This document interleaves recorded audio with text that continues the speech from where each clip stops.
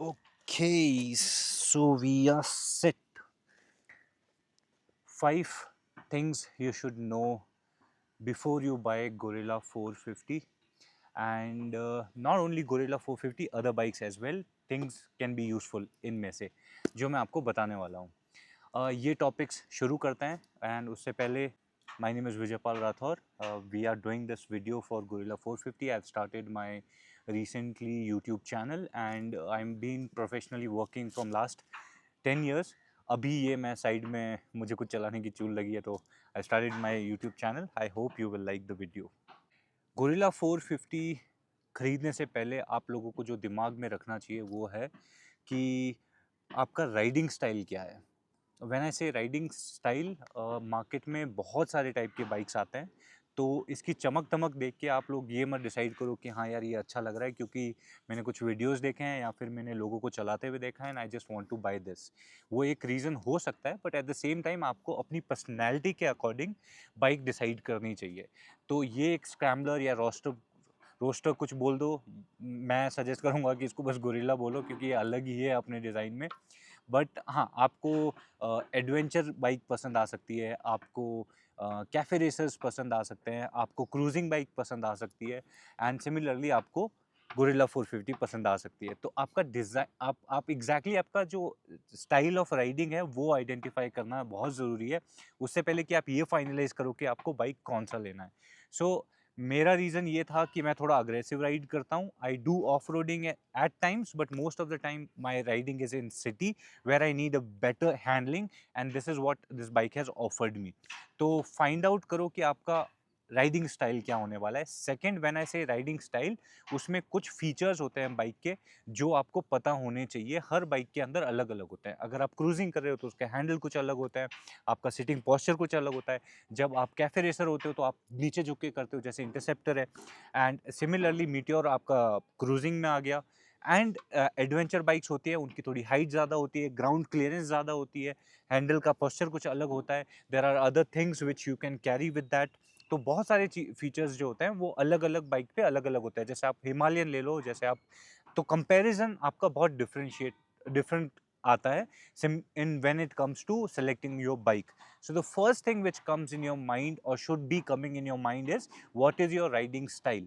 आप महीने में कितनी बार बाहर जाने वाले हो, आप महीने में कितने दिन घर से बाहर निकलते हो बाइक लेके, आप रोज ऑफिस जाके यूज़ करने वाले हो या फिर आपको वीकेंड में राइड करना है उसके लिए चाहिए. What exactly you want to use your bike for, and then second is what exactly is your riding style. ये चीज़ आपको फर्स्टली आइडेंटिफाई करना है before anything else, and this is my personal experience. I am telling you that will help you a lot for longer run, क्योंकि excitement कुछ time तक होता है, similar to relationship, but reality hits when आप कुछ time बिताते हो bike के साथ एंड फिर आपको लगता है कि यार नहीं, मेरे को थोड़ा दर्द हो रहा है, मेरे को बैठने में अच्छा नहीं लग रहा है, मुझे इसको राइड को बाहर निकालना पड़ेगा, बोझ बन जाएगा. इससे पहले ये सब हो आपके साथ में, first thing you should know is what is your riding style. Let's move to the second topic, the cost, जो हम लोगों को सबको अपने दिमाग में आती है. तो बाइक जीएसटी लगने के बाद में 450 से ऊपर वाले इंजन महंगे हो चुके हैं बाइक्स, और महंगी होने के बाद में इसकी प्राइस कुछ और इंक्रीज़ हुई है. आई एम नॉट श्योर आप कौन से स्टेट में हो. मुझे जो पड़ी थी ये, वो थी 3,37,000 में. आप लोगों को अलग एक्सपीरियंस हो सकता है, कहीं आप जो आपका स्टेट है वहाँ पे टैक्स क्या लगता है क्या नहीं है, उसके अकॉर्डिंगली आपको प्राइस का डिफरेंस. ये फर्स्ट चीज़ है आपकी. फिर आपका इंश्योरेंस आ जाता है, फिर आपका ऑन रोड प्राइस क्या पड़ रहा है, ये डिफरेंट. ये फर्स्ट चीज़ है जो कि ठीक है, मतलब आपको बाइक खरीदने में लगेगा, बट इसके बाद में भी ये बाइक कुछ मांगती है आपसे. क्या मांगती है, आई विल एक्सप्लेन यू. आपने जब बाइक ले ली, आपको लगेगा मेरी चमकते महकती बाइक है, तो इसको मेंटेन करना है, पीपीएफ लग सकता है.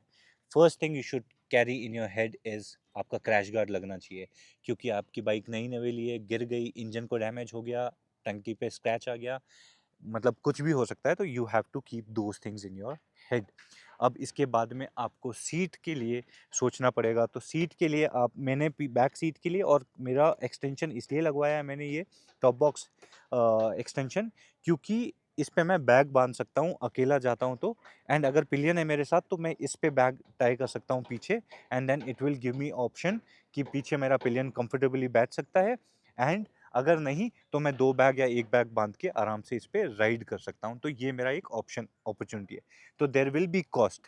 सेकेंडली, ये बाइक पेट्रोल पीने वाली है। शुरुआत में कोई भी कुछ भी बोले, मैं आपको मेरा पर्सनल एक्सपीरियंस बता रहा हूँ। एंड ये बाइक शुरुआत में एवरेज जो है इसकी, वो आपको मिलने वाली है 17 से 18-19। फर्स्ट 500 किलोमीटर फर्स्ट सर्विस करवाओगे, सेकंड सर्विस तक आपका एक्सपीरियंस 20-22 तक अटका ही रहेगा। उसके बाद में जब आप आगे पहुंचोगे, सेकंड सर्विस के बाद में इस बाइक ने मुझे अच्छा ट्रीट करना शुरू किया है। बम्पर टू बम्पर ट्रैफिक में भी मुझे 22-23 का कुछ दे रही थी। एंड देन थर्ड सर्विस के बाद में आई कैन सी कि मैं कितना भी बम्पर टू बम्पर ट्रैफिक में भी चला रहा हूँ, it is giving me 25 to 26 का average. Basis on your city where you stay, आप लोग कहाँ रहने वाले हो, उसके हिसाब से ये पेट्रोल का कंजम्पशन करने वाली है। ये एक और खर्चा मांगेगी। इसके अलावा आप इसमें मॉडिफिकेशंस करवा सकते हो जो कि आपके खर्चे इन्वॉल्व होंगे। इसके टायर्स हैं, बहुत सारी चीज़ें हैं जो आपको इस पे फोकस करना पड़ेगा कि यार मैं क्या करवाऊँ। एक सबसे इम्पॉर्टेंट पार्ट है वो है इसका फॉग लाइट, जो कि ये मॉडिफिकेशन मांगेगी। द रीज़न इज़ एडिशन मांगेगी। रीज़न इज़ कि इसकी जो आगे की लाइट है उसमें ज़्यादा दम नहीं है, तो it will take that area from you कि हाँ यार इस पे आप एडिशनली एक खर्चा इन्वॉल्व करो।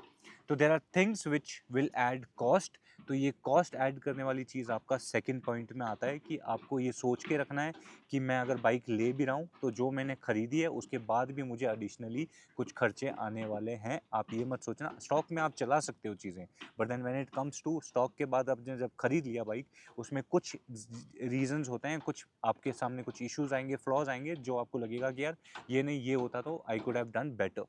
सिमिलरली जो मुझे लगा था कि कांच के लिए जो मिरर्स है, जो स्टॉक में मिरर्स आए थे, वो मैं कुछ 120 की स्पीड में चला रहा था बाइक एंड वो शेक करने लग गए थे। तो I decided that I use these. And ये बार एंड मिरर्स है, मैंने ये लगवाए हैं, बट इसके साथ में अगर आपको कुछ जो स्टॉक वाले हैं वो आपके बीच में आते हैं। मुझे कॉकपिट व्यू जो है वो बहुत अच्छा चाहिए था। That's the reason I thought of getting these improvement. So आप खरीदने के बाद आप ये सोचो कि यार ठीक है, मैंने 450 सीसी लिया है, महंगा लिया है, ले लिया है, इसके बाद कुछ खर्चा नहीं होगा। नहीं, ये काफ़ी टाइम तक आपको पेट्रोल में भी बहुत ज़्यादा खर्चा होने वाला है। काफ़ी चीज़ें जो है आपको एडिशनली खर्चे करने पड़ेंगे, और ये बेसिक खर्चे हैं। इसके बाद में आप मॉडिफिकेशन के लेवल पे जाना चाहो तो आप एयर फिल्टर चेंज करवा दो। एक मेरे सब्सक्राइबर भाई साहब है, उन्होंने एग्जॉस्ट चेंज करवाया है। काफ़ी मॉडिफिकेशंस करवाते हैं लोग, बट देन या you can be mentally prepared कि मेरे को खर्चे करने पड़ेंगे खरीदने के बाद भी। इट्स नॉट लाइक कि वो का वो रहने वाला है। ये हो गई दूसरी बात। तीसरा टॉपिक विच इज़ मेरा पर्सनल कुछ एक थॉट है जो मैं फॉलो करता हूँ, respecting and understanding the power. आप लोग मुझे नहीं पता आप कौन सी बाइक से आ रहे हो, बट जब भी आप जिस बाइक से भी अपग्रेड कर रहे हो या फिर आप फर्स्ट टाइम भी बाइक ले रहे हो, 450 CC is not easy to handle. ठीक है, ऐसा नहीं है, मैं आपको चैलेंज नहीं दे रहा हूँ, आप लोग चला रहे होगे या काफ़ी लोगों को होगा experience, but what I am trying to say is it's not easy to handle. We means that इसमें पावर है, ये एकदम फुल थ्रोटल देती है। गोरिल्ला 450 लाइक आप थोड़ा सा भी इसका सेकंड गियर अगर आपने टेस्ट राइड लिया है तो अलग लेवल पे राइड करती है। And I do not want people to disrespect that. By disrespect I mean is when you are riding in the traffic, I don't want you to get excited कि यार मेरे को ओवरटेक कैसे करके चला गया, मैं उसको खींचता हूँ। ये आपका सेफ्टी हजार्ड बन जाता है। इसमें पावर है, इसको आपको थोड़ा सा रिस्पेक्ट करना पड़ेगा। I remember my father telling me, उनको लगता है कि मैं उनकी बातें नहीं सुनता था कभी, बट उन्होंने एक बार मैं मतलब उनकी बाइक सीरी 100 बहुत ज़्यादा यूज़ किया हूँ। मेरी फर्स्ट बाइक थी वो, जिस पे मैं राइड किया हूँ या सीखा हूँ बाइक। मैं कहीं गिर गया था and he suggestion was that it is power, you have to respect it, it is energy. ये एक कुछ जैसे शक्ति बोल सकते हो आप, इट इज़ दैट, एंड उसको आपको रिस्पेक्ट करना पड़ेगा। अगर आप इसके साथ में वो कनेक्ट बना लिए एक रिस्पेक्ट वाला and connect with your bike, ये आपको क्या क्या नहीं दिखा सकती। Trust me, next level of experiences. मैं जितना अभी तक घुमा हूँ उससे, जिस बाइक को लेने के बाद मैं जितना घुमा हूँ, मैं मेरी पूरी लाइफ में नहीं घूम पाया हूँ। एंड इसने मुझे वो चीज़ें दिखाई है, but the only thing is you have to have that connect with the bike. ये मेरा पर्सनल एक पॉइंटर था। सिमिलरली आप लोग जब भी आप अपनी बाइक लेने वाले हो, गोरिल्ला 450 लो या कोई भी बाइक ले रहे हो आप, मेक श्योर कि आप उसकी रिस्पेक्ट करो, उसकी एनर्जी की रिस्पेक्ट करो। You understand it, you learn it, you practice it. मैं बहुत वीडियोज़ में बोलता हूँ, प्रैक्टिस करोगे आप इसके साथ में कंफर्टेबल होगे, that's when you comes to a level कि जहाँ पे ये आपसे इतना कनेक्ट हो जाती है कि कोई भी सिचुएशन आपके सामने आ जाए, you will go for a amazing experience, you will save yourself, you will ride as perfectionist, and आपको कोई भी चैलेंजेस फेस नहीं होंगे। यू विल नो कि मेरी बाइक पे कहाँ पे कौन सा इश्यूज आ रहे हैं। It will tell you by yourself.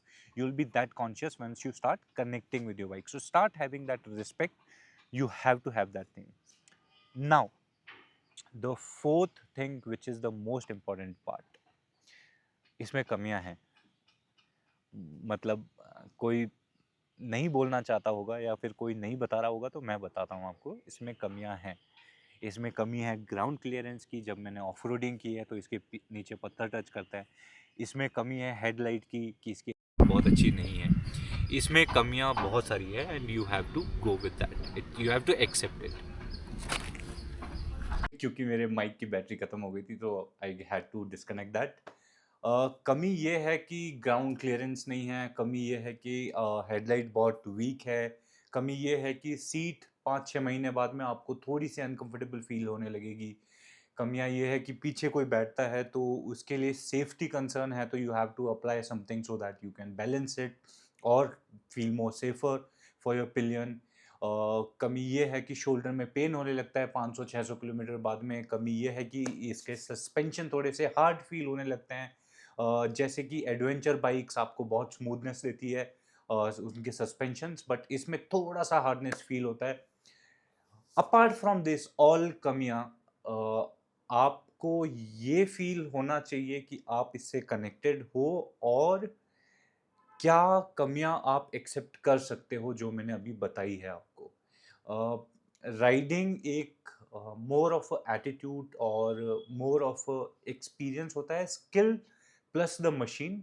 सो आपको मशीन से 100% एक्सपेक्टेशन रखना कि वो ही आपको सब कुछ एकदम फील करवाए, ऐसा नहीं होता है। उसका रोल होता है काफ़ी हद तक, but more than that the most important part is your skills.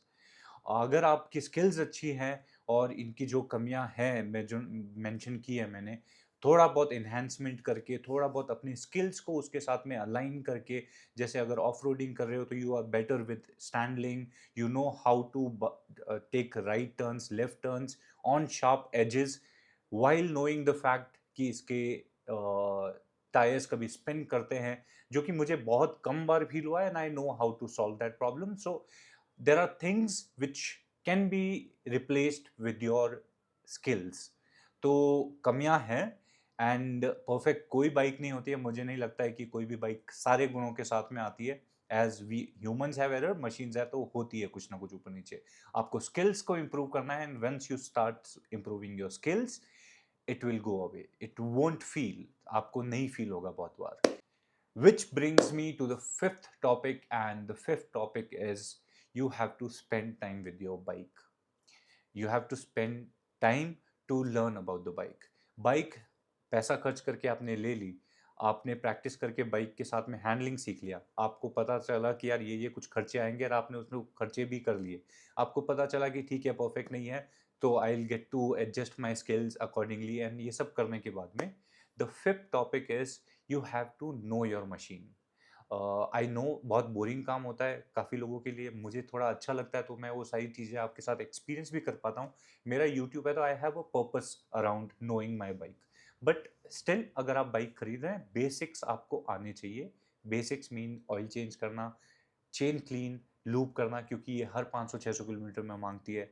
आपको इसके पेट्रोल का लेवल पता होना चाहिए, आपको पता होना चाहिए कि आपके टैंक के अंदर फ्यूल इंजेक्टर है, वो कैसे फंक्शन करता है, एयर प्रेशर, नाइट्रो और नॉर्मल एयर, इन दोनों में कितना फ़र्क आता है, एवरेज बढ़ती है अगर आप नाइट्रो यूज़ करते हो, दैट इज़ मोर ऑफ वो एक्सपैंड नहीं करता है air.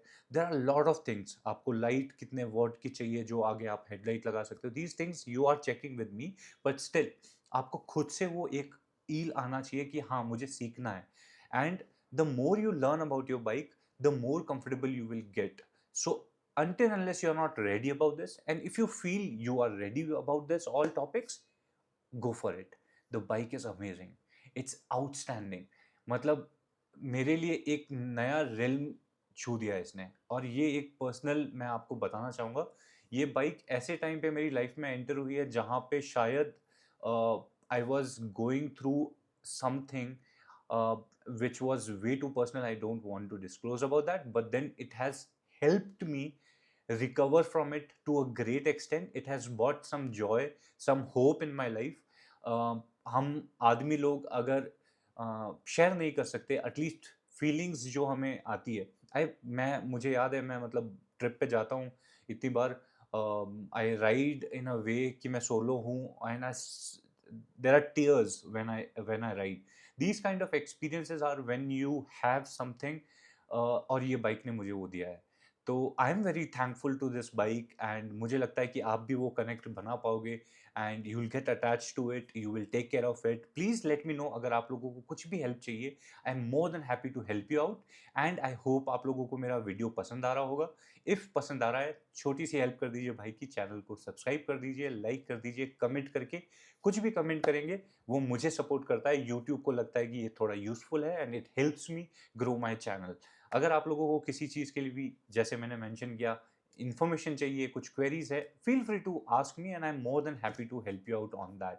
Thank you so much. Channel पे बने रहिए, स्वस्थ रहिए, मस्त रहिए. जो भी करते हैं पूरे दिल से कीजिए और मस्ती से अपनी ज़िंदगी जीते रहिए. Thank you so much for watching till now and let me know how did you like this video. Thank you.